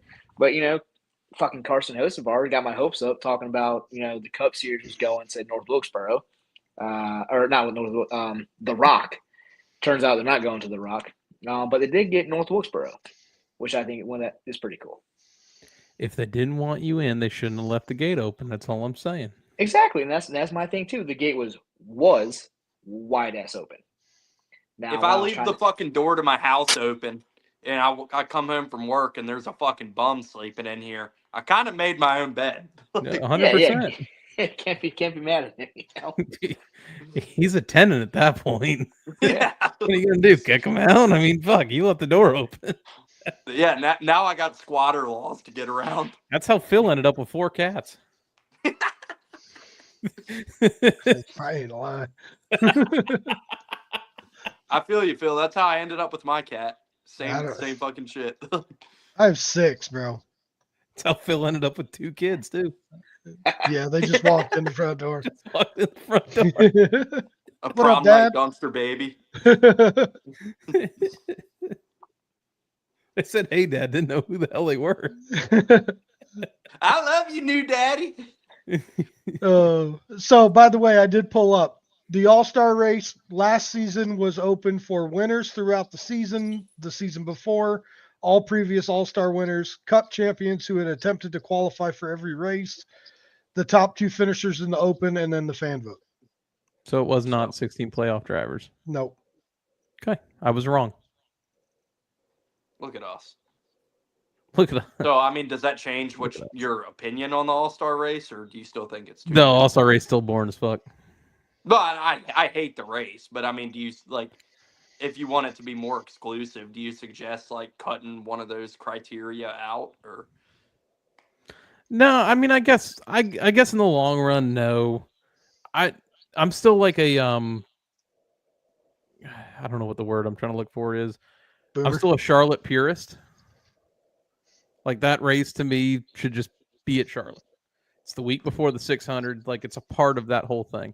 It's the same issue I've got with Daytona being Speed Week instead of Speed Weeks, but we're still going to call it Speed Weeks, even though it's 1 week and realistically it's only like 3 days, 4 days. Yeah, I mean, obviously with the Super Bowl moving back, that kind of any chance there was going to be for true speed weeks to come back is especially gone now, because now you got that gap week in between the Clash and the 500 because of the Super Bowl moving back. And now they're extending out the season an extra week because of the extra off week for next year. And now I think not next year, but 2027, the Super Bowl is slated for President's Day weekend. So we're going to be kicking everything back a little bit more. I wonder if NASCAR would still start the season a week earlier at that point. So maybe start a week. I had a theory. Maybe that's why they're extending out the season this next year, because they know they're going to be starting a week later in 27. So I mean, you're saying start. So like, are you saying start a week before the Super Bowl and then off week and then rest of the season? Probably. That could be. I don't see it happening. They're going to end up just running the 500 the week after the Super Bowl anyway. But they need to have that now. I mean, I think they'll still do the Clash the week before the Super Bowl, but like, you kind of have to have a race the week after the 500 because that's your biggest race of the year. So usually the second race is like your second biggest TV audience because you have people who I know a hang good around race after the for that 500. weekend they can run. It's called the Clash. That's true. So the problem with starting a week earlier, so like right now you've got the Clash on the 1st. The week before that's the 24 hours of Daytona. So but now in fuck it, 2027, run the cup cars in the fucking 24-hour. Fuck it. hell yeah, dude. in 2027 though, yeah, the Super Bowl is slated for I guess the NFL is going to add another game. It's because the Super Bowl is slated for President's Day weekend in 2027. I mean, people are mad at the NFL for it. And it's like the NFL kneels for no sport. That's the mecca in the U.S. Like the 6 million viewers that wouldn't be watching NASCAR, they really don't care about because that's all viewers that they're getting. I can't remember if I was talking to somebody or it was a tweet or somebody was like, "Why don't we just fucking run the 500 same day as Super Bowl?" I was like, "Yeah, that'll go well." It wouldn't be a big problem if they just start the fucking 500 at like noon. Nobody would watch it. Even it's Super Bowl Sunday, everybody's gonna be like, "Fuck this!" Like, I'm getting my fucking buffalo chicken dip and I'm just playing beer. devil's advocate, Travis. You don't got to yell at me. I'm sorry. I wasn't trying to come across as hostile there. You got a little loud. You did get a little loud. Just for that, I need you to stop at the Grizzly tent when you get up there. Oh shit! I almost just fucking tipped my chair over. I think I still have some Grizzlies from Nashville earlier this year that I haven't used. I didn't look up any of the Daytona maps for what's actually going to be there. I haven't either. Phil and I make that a habit where we look and see what is in like the fan area outside the track. When are you guys getting there? Are you getting there Friday? I'm going Friday. Phil's getting there Saturday. Okay. Yeah, I'm probably going to leave at like 4 a.m. on Saturday. Get there around noon. I mean, it's a 7.5 hour drive. So, like, if I want to get there at... I thought you were coming Friday. I can't come Friday because Jacob has work and he's driving down to my house and riding with me. Gotcha. Yeah, it's a lot further drive because it's already like 6 hours for him to my house. So I told him if he wants to come, he can ride with me. They do not have a Grizzly thing there. Damn it. They don't have Blazy Susan either. What the hell?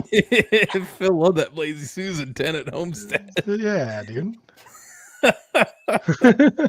Hey, if you want to buy some Flex Seal, though, they do have a Flex Seal tent there.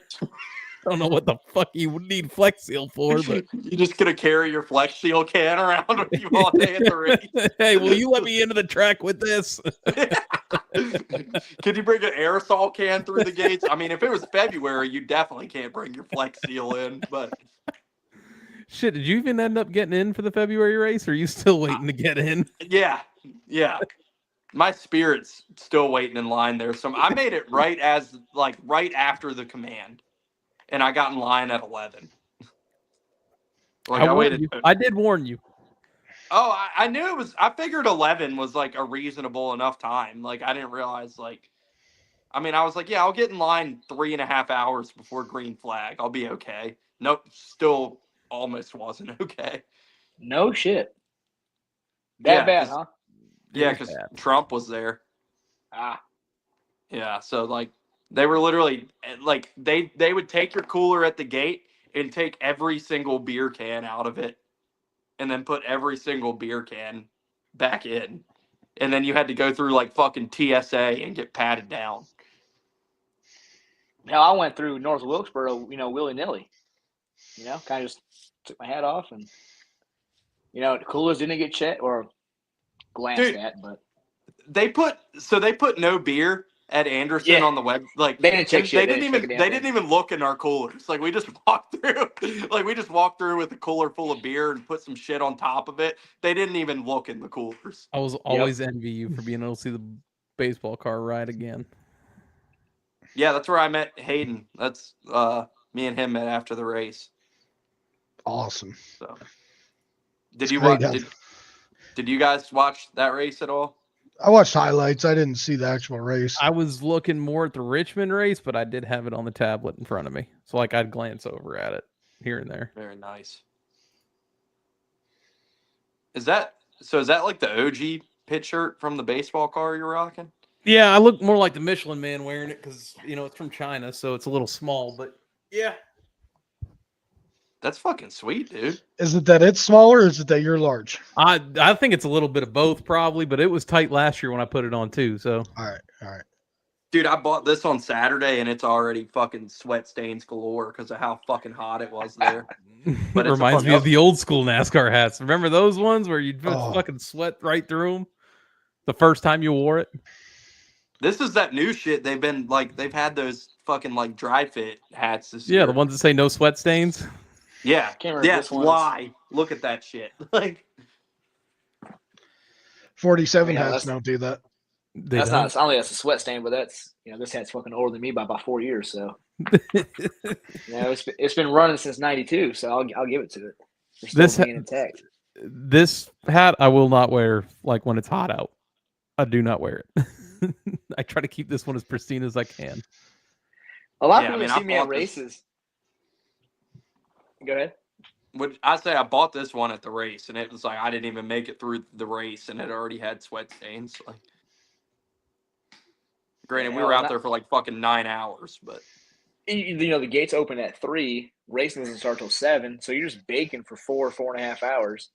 Oh yeah, it's because you want to get a spot there, and it's packed, and hell, I was inside the stadium, before 3 o'clock, and it was filling up pretty quick. That's what I said earlier. Like they put gates open at 3, and we got there at 2, and there's already people in there. So I guess we have to fucking go in. Like there in Hard Rock Stadium for fucking Morgan Wallen was. Jesus gates Christ. Open at 4:30. You know when those gates open? 5:15. I was standing in that fucking line for almost an hour. Nick said, "Did I miss you show the boys the belt?" No, I have not shown the belt, but I will. I think I know what belt he's talking about. Well, I've seen the belt in person. Oh yeah, so that's the belt, but this is what Nick really wants me to. Nick is the creator of the belt, by the way. So, but yeah, we got a new signature on there. Old June Bug himself. Oh, that's sick. Hey, I can authenticate it. I watched him sign it, so it is real. That's amazing, Travis. You got all your favorite drivers to sign it. You recognize that signature? Very recognizable signature. Randy Jackson from American Idol. You know who that is? Bro. Sterling Marlin. You got to guess, AJ, one of your favorites. Is it SVG? That is SVG. I said it's amazing. You got all your favorite drivers to sign it just from 2025. We got Corey LaJoy on the front, too. I'm amazed he didn't wreck when he was fucking signing it. We got Jamie Mack on there to cap it off. I'm amazed he didn't cry while he signed it. He probably did. He probably did.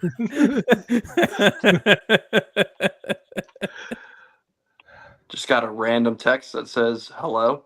So that's probably not a scam at all. It's your Tinder date. Yeah. Yeah. Probably.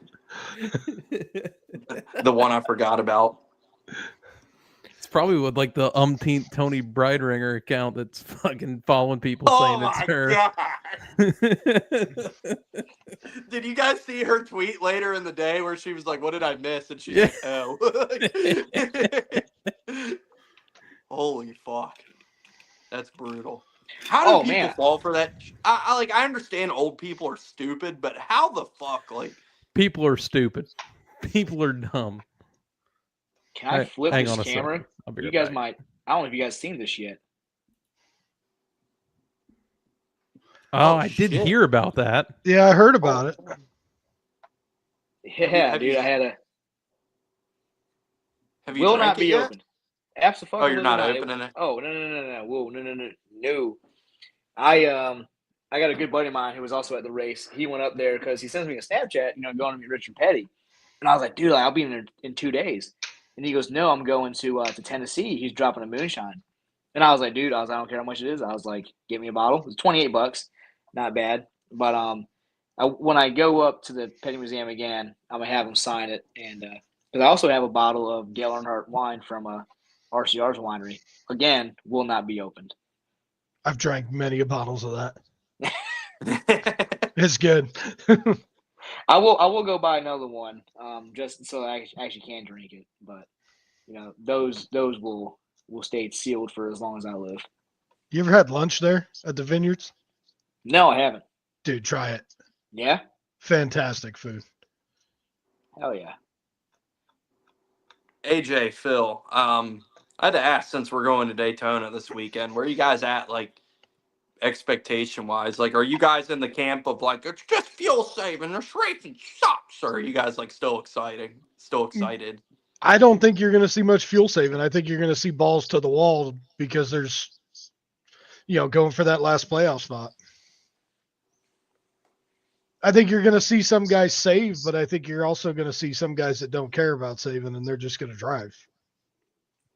And don't worry about the fuel graphic either, because that's just not accurate, apparently. Oh my god, dude. The fucking Iowa race was the funniest with that shit, where they had fucking Byron at 1% with fucking 15 laps to go and made it to the end. Then when Bubba won his race at the Brickyard, dude, they were like, he's got to pit, he's gonna run out. I'm thinking he's gonna come down pit road. Hell no, he stayed out. I was like, this dude's gonna run out of fuel. He had fuel for a burnout. And yeah, burnout and drove to victory lane. Yeah, it's something. I don't know if these cars just are getting like better mileage or something, and they're just doing a terrible job calculating it. But they've been wrong about that a few times this year. Is it just this year, or is it really since that car's come out? I mean, have we seen many other fuel mileage runs where we're? I mean, we had the year Blaney ran out at Gateway. That's like the first one I thought of with this car. Other than that, I don't think there's been many. Had the danger at Iowa. I mean, Byron's run out a couple times this year, but I'm okay with that though. Yeah, me too. Well, it's funny because after he ran out at Michigan, and then after he ran out at Indy, I came on here and I was like, I have a theory. I think Byron might suck at saving fuel, and then clearly the next week at Iowa proved that wrong as quickly as he possibly could. So, got to make me look like an idiot. What else, boys? Anything else before I fucking wrap this thing up? I'm ready for Daytona. No, you just reminded me that I'm an awful Hendrick driver fan. Yeah, you are. I hate every one of them except for mine. I don't like fucking dude. I'm always like neutral on Bowman. He's the one I'm just like whatever on. And dude, after this weekend, his fucking like hissy fit about fucking everybody fucking racing him and not pulling over for him. I'm like, dude, shut the fuck up. Pot meat kettle. Well, it's like we talked about on our show. Like, those guys are there racing too. Like, it's not called move over. It's called race. If you're faster, drive by and pull away. Don't bitch about it. If you say the words race manipulation on the radio in the middle of the race, like, because like Jesse Love was like, I think he just backed up because he didn't want to cause a caution, and then Bowman went by him and was like, see, that's fucking race manipulation. I'm like, God damn it, dude, shut up. He's upset that they wouldn't pull over for him like they do at the Freedom Factory. He sucked Yeah. there too. He did suck there too. He won a race there, but he sucked there too. Put me in one of them Crown Vics. I'll drive them all day. No, you just wreck them all, Phil. I know how you drive. Fuck them. I've always thought Alex Bowman has a little bit of Oh, that yeah. in him What's anyway. that supposed to mean, Travis? Why don't you elaborate on this? What do you think Alex Bowman is? I think Is we he a all know little what we're getting tutti at. fruity? Is that what you're saying? Little limp wristed. Hey, Yeah. but didn't his girlfriend make him make that birthday post for her or whatever? Do you Yeah. guys See think that? that's his actual girlfriend, or do you think like Hendrick hired her to like stand met her. in? He met her at Like- Manti Te'o's family reunion. It's like Hendrick just like pulled her out of a catalog. It was like, you're gonna be his like. His, I don't know. Why does trophy Chase's look girl. like his mother? Well, because she is. No, She's Have she's you- old. She's old enough to be. Every time I look at her, I go, man, it just looks like it'd be his mom with blonde hair. She's like 45. When I he think looks she's out of his crossed eyes, she looks perfect. I think she's like 45 and has like 2 or 3 kids. I had a guy the other day who had one of those eyes, customer, and I couldn't do it. I kept laughing. I kept laughing to myself just hearing Phil in the back of my head. Move. I could. You're like, what you looking at, buddy? Which way you looking, pal? See something else you like? Oh God. Phil, who's your favorite driver again? Ross Chastain, get a lazy eye. It's an unfair advantage. He's got one eye out the mirror, one eye out forward. Always. Dude, Chastain's like whenever he finishes like second in a race and gets out of the car, he just always has like the worst like, bug-eyed, cross-eyed combination like I've ever seen in my For life. 400 miles. I've been looking out the mirror too. And I think Ross just like blacks out during the races because they'll ask him what happened, and he's like, "Oh, I don't really know." Just Like that ended one- up in first. That one Casey Kane interview when he wrecked at New Hampshire. Yeah.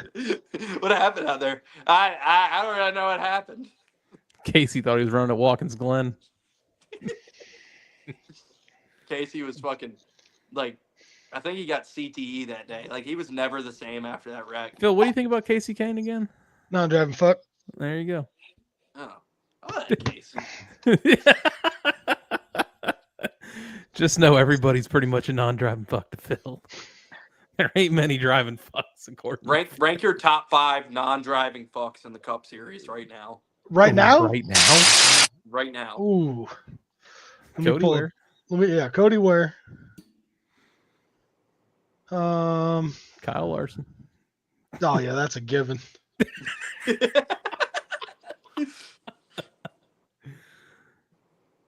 I mean, are we going off like guys entered this weekend? Because I mean, you've got Joey Gase, you got Casey Mears, Casey Mears. I forgot he was in Casey this. Mears was a non-driving fuck. Back fucking in the Austin saddle. Hill.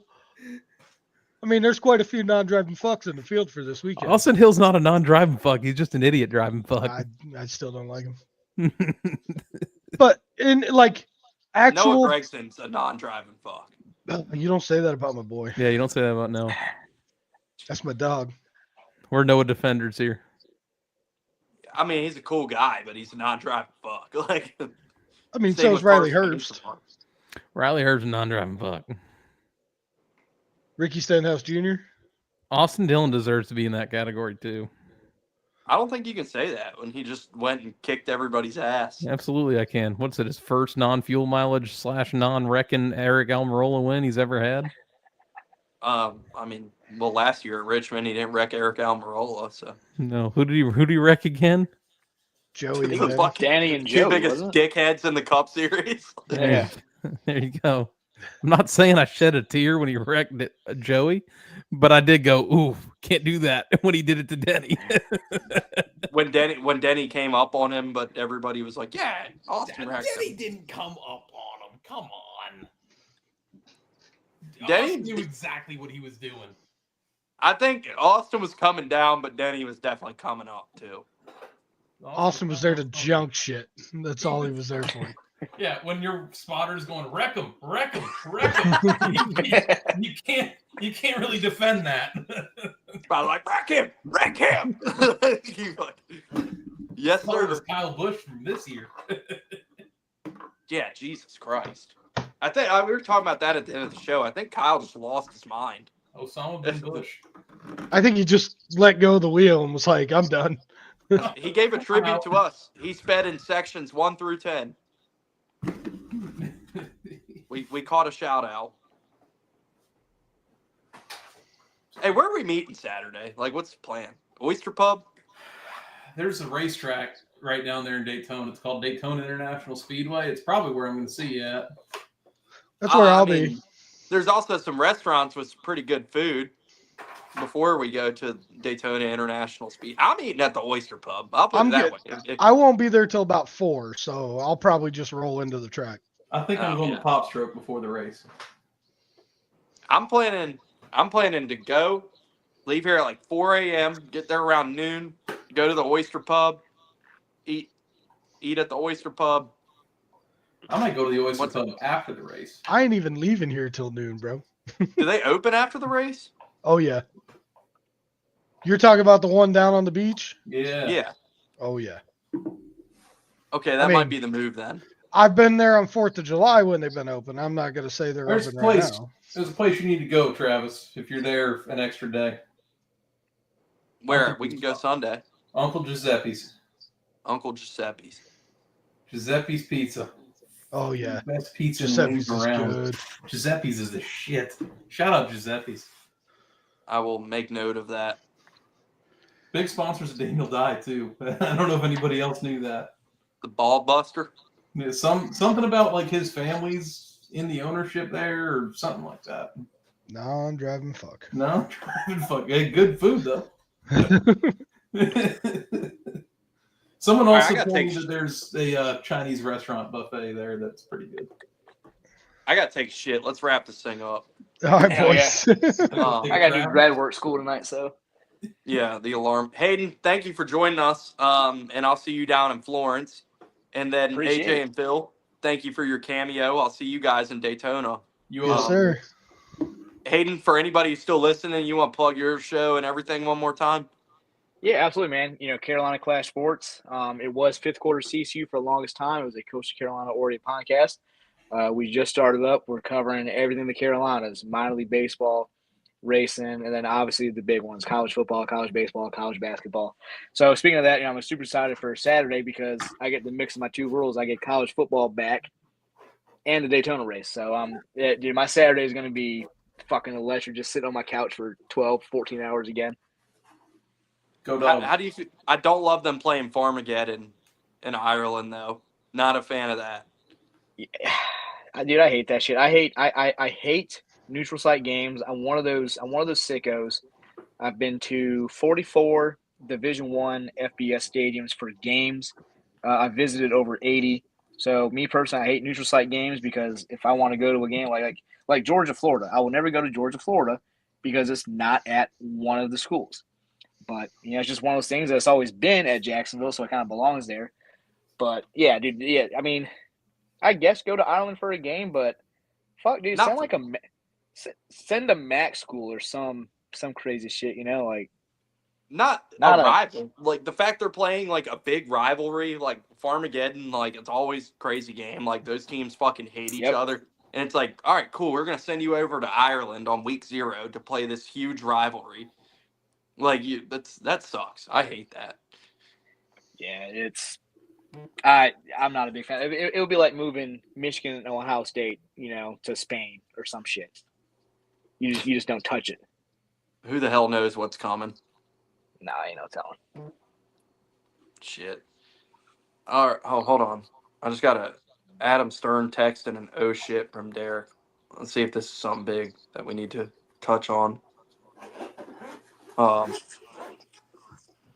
A deal between Metro and Speedway Motorsports Inc. to overhaul the Nashville Fairground Speedway and bring top-tier NASCAR races back to the South Nashville site is nearly ready to announce. Holy fuck. Okay, that gets me pumped.